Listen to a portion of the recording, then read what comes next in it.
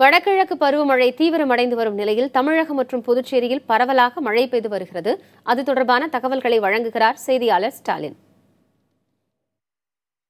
வங்கக்கடலில் அந்தமான் அருகே உருவான குறைந்த காற்றழுத்த தாழ்வு பகுதியானது தென்மேற்கு வங்கக்கடலில் நிலை கொண்டுள்ளதாக சென்னை வானிலை ஆய்வு மையம் தெரிவித்துள்ளது. குறைந்த காற்றழுத்த தாழ்வு பகுதியாக உருவானது வலுப்பெற்று தற்போது காற்றழுத்த தாழ்வு மண்டலமாக மாற வாய்ப்புள்ளதாக வானிலை ஆய்வு மையம் தெரிவித்துள்ளது. கடந்த 24 மணி நேரத்தை பொறுத்தவரை தமிழகத்தின் பல்வேறு இடங்களில் கனமழை பெய்துள்ளதாக வானிலை ஆய்வு மையம் தெரிவித்துள்ள நிலையில் அதிகபட்சமாக நாகை மாவட்டத்தில் 13 சென்டிமீட்டர் மழையும் காரைக்கால் பகுதியில் 11 சென்டிமீட்டர் மழையும் பதிவாகியுள்ளதாக வானிலை ஆய்வு மையம் தெரிவித்துள்ளது.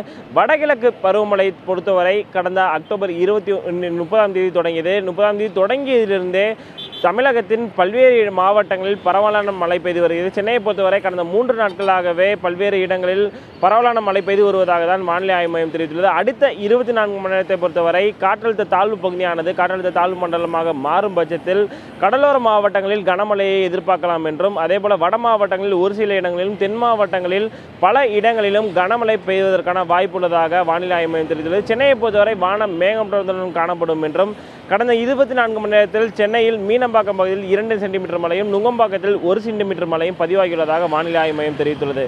புதிய தலைமுறைக்காக ஒளிப்பதிவாளர் தங்கதுரையுடன் ஸ்டாலின்.